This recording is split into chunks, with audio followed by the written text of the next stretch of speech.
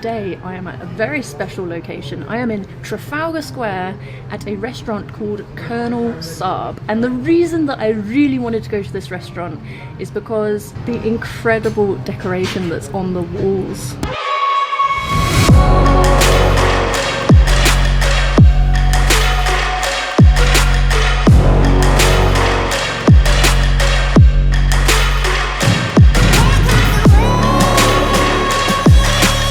Oh yeah, and the food and drink is pretty good too.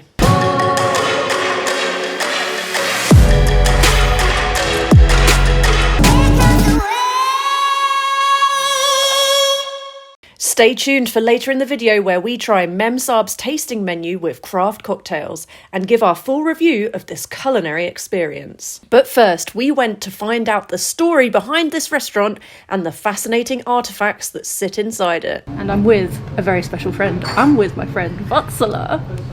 Hi! What is really awesome about this restaurant is it's owned by a guy called Roop Chowdhury, and his father was an army officer. His father and mother travelled all around the Indian subcontinent, and on the way they picked up lots of little trinkets and antiques and pieces that are decorating the whole restaurant. So for me, it's not just a restaurant, but an experience. I'm really inspired by Indian art and I love antiques as well, so this place is a real treat for the eye. I've been observing, all of these little things since we walked in, and I see these giant, really large Tanjore paintings on the wall. The artist who actually makes them has to go really close up to make the gold printing. It takes a year to finish off a painting. By the time they finish, they're partially blind. Oh my god. Okay. Wow. And I think we should show them that little frame we discovered, which has a groom's sehra. So this is what you're talking about, what the groom wears sort of underneath his turban. Yeah, this is called the sehra, and they've actually preserved the sehra, and there's the wedding card as well, and it seems like that's the couple. Yeah, Colonel Saab. Yeah? Oh, that's the Colonel Saab himself. Colonel Saab. So he's the father of the restaurant owner. Okay. Wow. I just love how this restaurant tells a whole story. Yeah.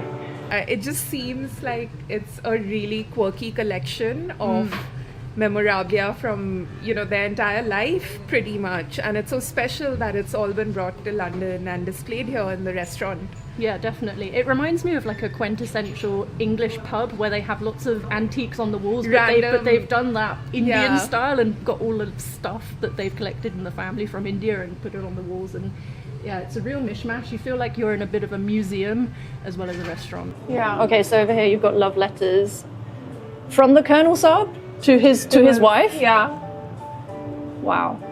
I hope they've got good CCTV because there's a lot of expensive stuff in here.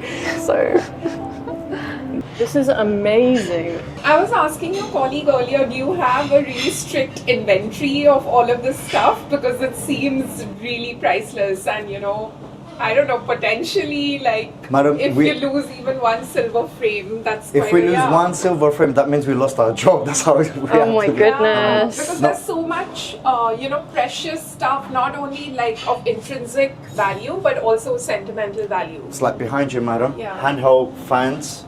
Wow. So this belonged to one of the Maharajas. The only thing that's been restored here is just the handle here. Everything else, it's in its original form. So are they from royal background? They are? Okay. So this stairway here, this wall is the maternal and paternal grandparents and family of Colonel Saab. So you see pictures all around there. I mean, the family goes back to Nawabs and Maharajas. I know this Maharaja is the Maharaja of Patiala because we have a bar in our Holborn which he used to take with him everywhere where he went. And he's the gentleman who went into Rolls Royce. He wanted to buy a car and they didn't actually serve him because the way he was dressed. So the next day he went with his full attire with all his servants, suitcase full of money, and he said, whatever Rolls Royce is in production, I would like to purchase it. He purchased 7, shipped them over to India, and just to get his back on Rolls Royce, he used them as dustbin cars. If you Google it, you'll see it, madam. Actual white Rolls Royce with brooms and everything. Wow. Look at these chandeliers. These are incredible. It's an imitation from a palace in Jaipur. Okay, it's an imitation. Imitation. So this is the actual size. We have 2 original pieces in our Holborn. which are discreetly put around. So you have to look around to find out which ones are which. Okay, so these actually didn't come from India, they're replicas. No, they are replicas, but they've been made in India. Oh, They're wow. all singly blown to size. Wow. So everything you see is handmade. So it's not machine work or anything. They all came from India in about 2 vessel cartons, ship. Yeah. And did anything break? Touch wood, nothing broke. I guess man. you'd have to assemble it here, right? You'd have it all wrapped individually and then, I remember when we first opened our Holborn branch, there was a big room. For example, say from the ground floor to here, the boxes were all the way up here. Oh and we my had to take God. each piece, polish them, and then get them put together. Wow. And then on top we have Jewelry as well. jewelry. Oh, wow. You know, madam, when dancers used to dance for the Maharajas and VIP people, these are the original collections. This wall is dedicated to late Captain Chowdhury. Okay. He lost his life at the age of 20-something. These are the copies of the original letters that were sent to the family about his death. Wow. He gave his life up for the country. Yeah. And so this wall is dedicated to Colonel Saab's uncle. And this is a 40-gram real silver door. Oh my goodness. This is very precious to us. It's because we have Saraswati and Lakshmi, both Oh, goddess. yeah. So at the door. Yes, madam. Lovely. Oh, I love this owl lock. This is gorgeous. We have another one I'll show you there as well, madam. Wow. Oh, I'm so impressed, honestly. And then the plates are Mem Saab, Colonel Saab's wife. She loves collecting plates, so they're going back to 17th centuries. These are temple doors. Okay, They wow. are in the original form. One's from Nepal and the other one's from Gujarat. Wow. This is the latest oil painting of Colonel Saab and Mem Saab.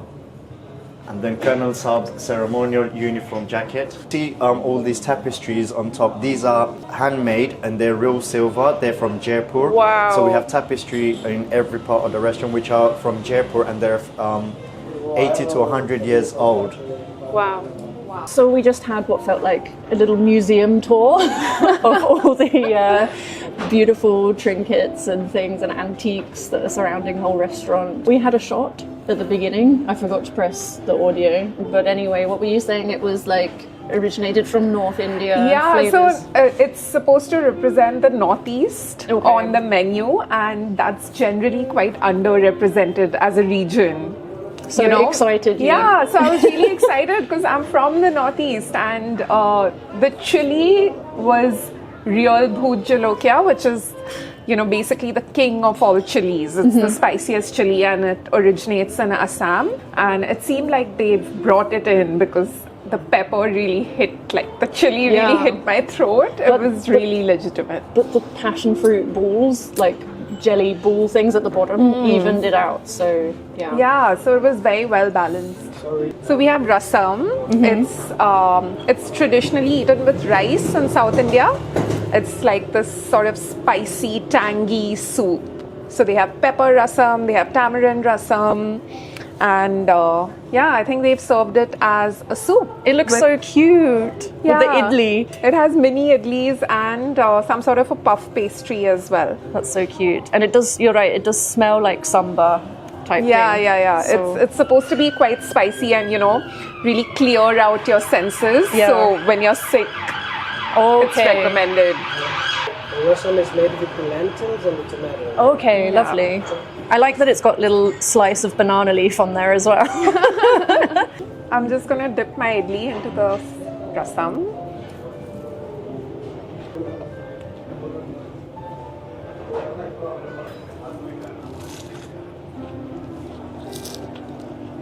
I could eat a million of these. I love stuff like this. I don't know what it's reminding me of, but definitely tastes like my childhood. It's like one of those things that you get with chai. Like, those snack like things. namkeen. I thought the idli was a bit dry. What do you think it was a bit dry? I didn't notice it. It's really layered and spicy. Are we meant to drink it like this, or are we meant to use a spoon because it's soup, right? I mean, they It's like served it. in a teacup. Yeah. So there's a lot riding on this because both me and Vatsala love Raj Kachori. It looks really amazing. I Yeah. can see the yogurt, the chutneys, all the spices, the salads. It looks really nice. Yeah, for sure. Do you know what I really love about Raj Kachori as well? I love tamarind. That's like my Yeah. favorite thing. I love that. I love it in dahi puri also. Yeah, I think the combination of something crispy with dahi and tamarind is just, it's explosive. It's the best. Yeah. It's the best. And we also have our second cocktail, which has the Colonel Saab. I don't know if you can see actually. The Colonel Saab logo in the ice cube. And this is inspired by the North, right? Yeah, so this one's called Kumar, which means I think prince or royalty, and it's a whiskey-based cocktail with Indian spices, rose bitters. Raj Kachori time. Okay. Oh, that's spilling out. Okay, I'm loving this. Why is the dahi yellow? What's it got in it? Not sure. I think it's been spiced with something. What do you think? Be honest, Vatsala. It's okay. You're in a So- safe space. This is something which is made at my house as well. Oh, so And so, tough. like, nothing compares to mom's food, right? It's nice. Perfect for me. Yeah, for me, it's a little less. We have these amazing cocktails as well. I think you just read about it, so you can tell us what they're about. So I think this one is called Pahadi, if I'm not mistaken, and it sort of represents the northern region of India with the Himalayas and stuff. It's gin, Hapusa gin, which is an Indian gin. It's mixed with an infusion of apple and kale. Oh, I love Sounds gin. really exciting. I've never had an alcoholic drink that's infused with kale. I think that's quite interesting. And yeah, the apple. And so I have a chicken chop, which Vatsala told me doesn't actually mean like a chop like we have in the UK, like a lamb chop, but It's a cutlet. it's a cutlet. Yeah. But it's compact with breadcrumbs by the look Yeah. of it. And you have the lovely paneer. Yeah. Wonderful. Cheers. Cheers. I can't even see myself in the camera, but I know I'm there. Ooh, Wow, okay. that's really refreshing. Wow, okay. I like how we both had that reaction. Yeah. And we went in for a It's second. kind of like, what is this like? I'm trying to is it like cooking apple? It's like a sour kind of apple. Yeah, it's like a cidery sort of flavor, right? It's confusing my taste buds. I mean, I think it's also the combination Of the of kale. apple and kale, yeah, which is really unique. That's very different. It's very different indeed. Okay, let's try some of this. I've never had like a kind of minced chicken before. Oh, it's like pulled chicken actually. It's not like minced meat. It's like pulled, like you get pulled pork, but pulled chicken. It's really different, and it's got a nice spice level to it. It's quite nice actually. Does it impact the flavor? The fact that it's pulled? I guess if it's pulled, it's easier to infuse the spices because with chicken, I think. Otherwise, it really has to marinate. Yeah, it just has to marinate for a long time. But this is really nice. It's really warm, spiced flavor. Yeah, I'm enjoying this. It's nice. How's the paneer? It's really nice. Yeah? You're not just saying that?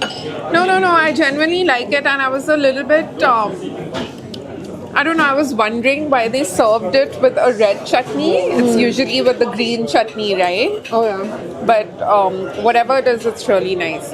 Mine comes with some bundi, like crunchiness from the. This called bundi, right? Yeah. I love bundi. I could eat that all day. Here we have our palate cleanser, which is an Alfonso mango sorbet. And like you were saying earlier, I think, we really needed this because the previous course was quite spicy and bold in flavor. What do you think? I mean, you can't go wrong with Alfonso mango. I'm not really much of a sorbet person, but I did really need this palate cleanser. Have you ever done an Indian tasting menu before? No, never. And you know that when the restaurant's quite posh is when you have a palate cleanser. It's almost like a royal family Oh, yeah, which that's sort true. of runs this place with all the artifacts. Yeah. I wish I was a Rajkumari. Rajkumari Lali. You should maybe find out if Roop is single. Oh yeah. Hey Roop, if you're watching this video, please slip into my DMs. Oh dear, I think I'd probably had too many cocktails at this point.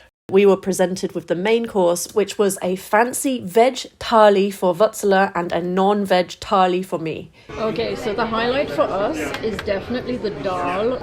It's so good, it's so luscious, it's so rich, very flavorful. It's taken me back to Delhi. I really like the little touches, like the fact that we've got the rice in a coconut shell.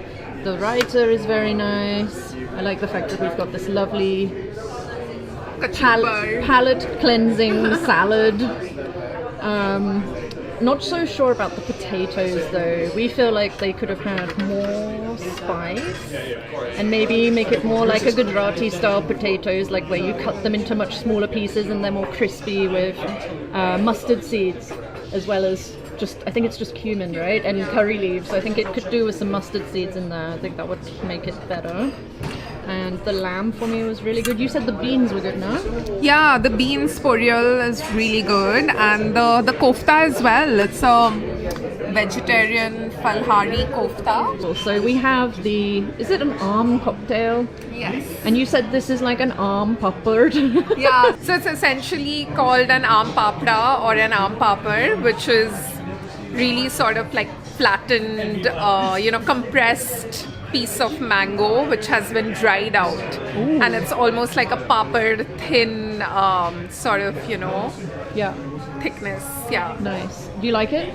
I love it. It reminds me of childhood. Nice. And it's so cool, like the way they incorporated Chavanprash. This is also one of those things, if you've grown up in India, you know what it is. But it's really unique. I love the flavors of the cocktail as well. Ooh, that's very refreshing. Can I eat this then? Yeah. Okay. It's quite tough. I mean, mine's like been soaked in the cocktail longer than yours, I think. It's almost leathery. Yeah. Yeah. So there are versions of this. This version is just a plain version, maybe with a bit of sugar.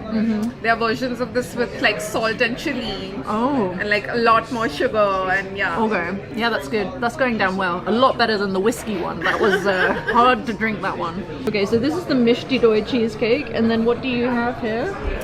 I think it's a tart. The raspberry. I think it's raspberry, yeah, pistachio, and yeah. coconut tart, right? Yeah. Okay, so here we have our dessert cocktail, which is basically It's got coffee and tea. It's got coffee and tea combined, which is a bit weird to me.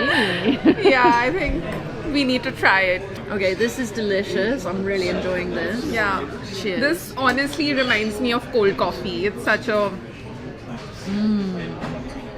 it's such a quintessentially Indian thing. I love this. I can't even taste the alcohol. It's quite dangerous. Yeah. Okay, so I got the Mishti Doi cheesecake. And I've got this raspberry tart with pistachio. Let's try this.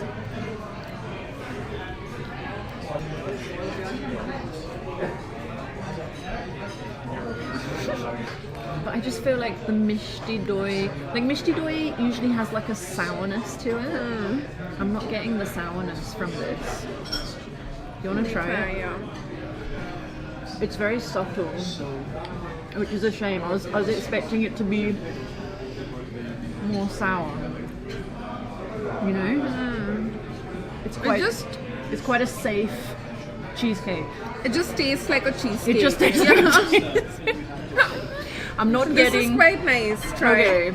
Because I'm not getting much, if any, Mishti Doi from there. It's a nice cheesecake, but I'm not getting Mishti Doi. What is Mishti Doi made of? Is it? It's just like it's curd, it's yogurt set with I think jaggery. Oh, it's jaggery. The sweetness. What is makes it sour? Because it's yogurt. It's fermented. Oh, okay. So, yeah. So the colour is from the jaggery. Okay. It's nice, but what makes this Indian? I was literally thinking the same thing about both the desserts, that they're not particularly Indian. They're Yeah. quite like standard Western. This Like I needs- would much rather have a gulab jamun. What does mishti doi actually mean? Sweet dahi, Is that all it sweet means? yogurt, yeah. Is that Bengali language? Okay. I'm not getting the sourness that I need from this. No, like I've had mishti doi in Calcutta as well. And probably most of the mishti doi I've had in my life is from Calcutta. And Yeah. it's a nice cheesecake, but I'm not getting mishti doi. If no one told me that it was called mishti doi cheesecake, I would just think it was a cheesecake. What's the sauce? It's like a toffee, I think. So even the sauce doesn't have like jaggery, for example. Maybe. Do you want to scrape some up and see? Just tastes like toffee to me. Yeah, Yeah. it's just like caramel toffee. Yeah. Yeah. Oh well. But the liqueur's good. Yeah, my favorite of the cocktails might be this one. Yeah. I really like the first one, but this is really good as well.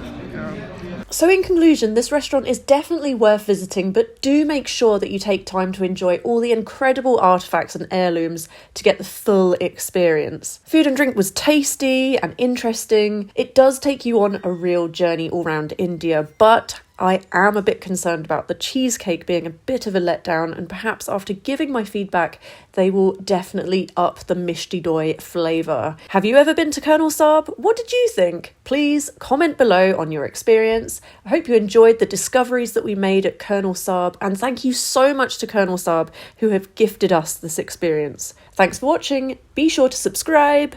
Bye!